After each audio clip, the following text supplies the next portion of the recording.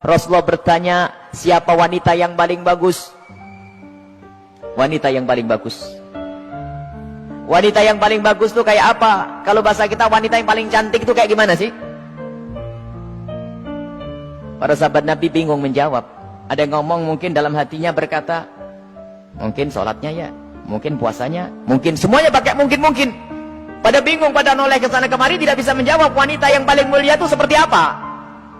Sayyidina Ali juga tidak bisa menjawab. Semuanya pulang ke rumah masing-masing. Sampai di rumah Sayyidat Fatimah Zahra, seperti kebiasaannya wanita solehah, kalau suaminya datang yang ditanya adalah dapat ilmu apa, bukan dapat duit berapa. Sayyidat Fatimah Zahra bertanya, wahai suamiku, apa yang kau dapat dari ayahanda? Apa yang kau dapat hari ini dari Rasulullah? Lah, ini kalimat yang harus dibiasakan oleh para istri tuh. Bang, dapat ilmu apa? Kan begitu.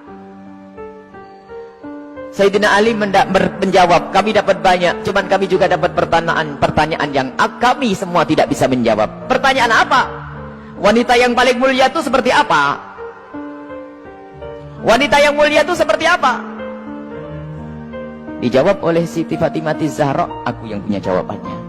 Apa? Dibisikkanlah di telinga Sayyidina Ali. Seketika itu wajah Sayyidina Ali berbinar-binar senang, wajahnya berseri-seri, mata berbinar-binar. Aku menemukan jawaban. Pasti aku nanti bakal dibanggakan oleh Rasulullah karena sudah punya jawaban. Di esok harinya ketemu lagi dengan Rasulullah. Siapa yang sudah punya jawaban? Para sahabat Nabi masih bingung. Tiba-tiba Sayyidina Ali berkata, kami punya jawaban ya Rasulullah. Siapa wanita yang paling bagus? Dijawab, wanita paling bagus adalah yang tidak pernah melihat laki-laki dan tidak pernah dilihat laki-laki. Rasulullah paham siapa yang ngasih tahu. Siapa yang ngasih tahu? Sayyidina Ali malu. Yang ngasih tahu tentu orang yang paling dekat denganmu ya Rasulullah. Sayyidat Fatimah Zahra yang membisikkan bahwasanya wanita mulia adalah yang tidak pernah melihat laki-laki dan yang tidak pernah dilihat laki-laki. Maknanya apa? Bukan tidak melihat seperti ini, maknanya apa? Kalau dilihat laki-laki nggak senang. Dan kalau ada laki-laki tidak penasaran, siapa itu? Oh, hidungnya, oh ya, bukan itu rendah. Dan wanita mulia adalah di saat dilihat laki-laki itu merasa tidak nyaman, bukan malah goyang pinggulnya yang dihentakkannya ini. Ini wanita-wanita rendah.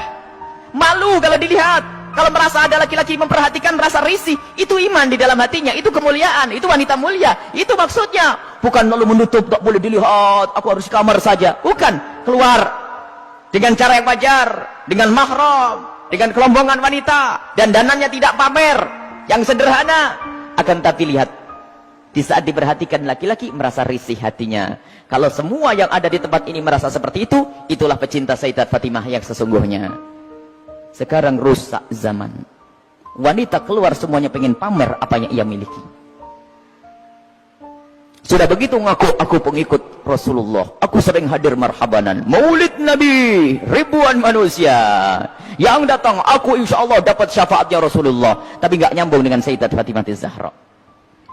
Jadi kita harus berusaha untuk menjadikan diri para wanita-wanita ini merasa tidak nyaman, tidak senang kalau tubuhnya diperhatikan oleh kaum pria.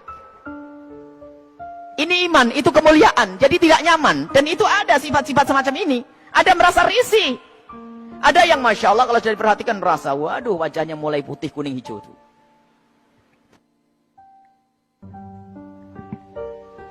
Ada kalau sudah diperhatikan laki-laki berubah semuanya. Mulai cara berjalannya, mulai cara ininya Masya Allah. Sampai cara ngomongnya di model-model, pasti itu wanita yang tidak pernah kenal Sayyidat Fatimah Zahra. Dan ini maksudnya tidak melihat dan tidak dilihat itu adalah menjauhkan dari hatinya rasa senang pamer dan dananya. Sampai suara pun dijaga. Suara dijaga Sayyidat Fatimah Zahra, suara dijaga dan rasa malunya sangat tinggi Sayyidat Fatimah Zahra. Sangat malu, pemalu beliau itu. Pernah suatu ketika berada di teras rumah, bukan di teras, karena rumah jangan dianggap kayak rumah kita. Sebab rumah Rasulullah dengan Sayyidat Fatimah Zahra kalau digambarkan, kalau Masjid Nabawi ini segede ini dulu tuh. Masjid Nabawi kurang lebihnya seperti ini, seperti Masjid Taqwa ini sebelum dikembangkan. Jadi rumah Rasulullah itu, rumah Sayyidat Fatimah Zahra ada 5x5 di situ. Seberangnya ada rumahnya Sayyidi Aisyah, di belakangnya ada rumahnya Sayyidah Saudah. Kemudian nanti istri Rasulullah yang lainnya ada diajar begitu. Jangan dianggap rumahnya di kampung sana, di kota sini, bukan. Jadi rumahnya hanya kecil-kecil begitu. Sehingga ada fitnah yang pernah disebar bahwasanya Siti Fatimah Zahra pernah ditendang Sayyidina Umar bin Khattab. Ini kan fitnah pada Sayyidina Umar. Memangnya nggak ada yang dengar yang lainnya? Kecil begini, kalau sampai Siti Fatimah sampai jerit-jerit nangis pasti kedengaran.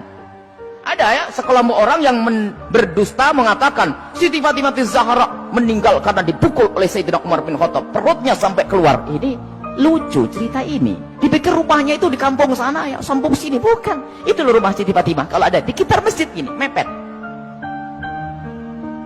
5 kali 5, 4 kali 3, rumahnya itu rumah dipikir rumah kayak apa begitu, bukan. Jadi rumah Rasulullah dan semua keluarganya itu kalau dikumpulkan hanya 200 meter. Allah. Dan sangat sederhana. Nah itulah, suatu ketika Sayyidat Fatimah Zahra berada di depan kamar, di depan rumah bersama Asma binti Umais. Asma binti Umais itu adalah bekas istrinya Ja'far At-Tayyar. Di saat itu ada jenazah yang lewat. Dan di saat ada jenazah yang lewat, tiba-tiba Siti Fatimah menangis. Dan menangisnya nggak kira-kira. Sampai Asma ketakutan. Kenapa wahai binti Rasulillah, wahai putri Rasulullah, engkau menangis seperti itu? Ada apa? Kenapa engkau menangis? Baru setelah reda bisa menjawab, aku menangis, aku nanti pasti akan mati. Tentu engkau akan mati. Engkau akan mati. Bukan masalah kematian, tetapi aku tidak ingin nanti seperti itu. Kenapa dia? Lihat, semua orang yang meninggal akan diperlakukan seperti itu, dibungkus dengan kain kafan, lalu diangkat di kepalanya manusia, lekuk-lekuk tubuhnya terlihat. Alangkah malunya aku nanti jika aku mati, lalu diangkat di atas kepala manusia, lalu lekuk-lekuk tubuhku terlihat. Oh, mikir lekuk tubuhnya. Subhanallah. Setelah mati itu yang digambarkan, bukan waktu hidup. Ini ngaku pecinta Fatimah Zahra, ngaku pecinta Sayyidat Fatimah Zahra, tidak pernah merasa risih lekuk tubuhnya dilihat orang. Jadi Siti Fatimah Zahra itu merasa malu kalau nanti dilihat setelah meninggal. Lalu Asma bercerita, wahai Fatimah, waktu aku di Habasyah, aku melihat ada orang itu, kalau ada orang meninggal, itu dibuatkan satu kotak. Kemudian mayat dimasukkan ke dalam kotak, kemudian ditutup pelepah korma, sehingga tidak kelihatan itu. Kalau bahasa kita keranda. Mendengar jawaban seperti itu, Sayyidat Fatimah Zahra sangat senang dan menyambut dengan kegembiraan. Asma, aku berwasiat, kalau aku mati nanti, tolong dibuatkan aku seperti itu. Dan akhirnya setelah Sayyidat Fatimah Zahra meninggal, Asma sendiri yang membuat untuk Sayyidat Fatimah Zahra. Dan inilah di dalam sejarah disebutkan bahwa pertama kali orang pakai keranda di dalam Islam adalah Sayyidat Fatimah Zahra. Bukan masalah pertamanya, tapi kita harus tahu maksudnya apa. Ini loh yang penting. Maksudnya adalah menjaga kehormatan. Padahal juga nggak apa-apa orang mati, kelihat auratnya pun tidak dosa. Orang meninggal tidak ditanya lagi oleh Allah. Akan tapi rasa malunya Sayyidat Fatimah Zahra sampai menghantarkan beliau untuk berwasiat kalau meninggal nanti agar dibuatkan yang demikian ini. Dan termasuk wasiat yang lainnya apa? Agar dikubur di malam hari. Tidak ingin, masih ingin, takut kalau dilihat oleh orang. Inilah Sayyidat Fatimah Zahra. Jadi rasa malunya luar biasa. Dan ini pendidikan dari Rasulullah SAW. Memang kita harus banyak mencontoh beliau. Rasa malu ini mahal. Kalau sudah malu ini dicabut dari seseorang, maka semuanya akan dilakukan dari keharaman. Rasa malu ini kemuliaan, malu yang sesungguhnya. Malu kepada Allah, malu kita melakukan kemaksiatan. Dan malunya seorang wanita itu adalah kemuliaan. Siti Fatimah adalah suri toladannya.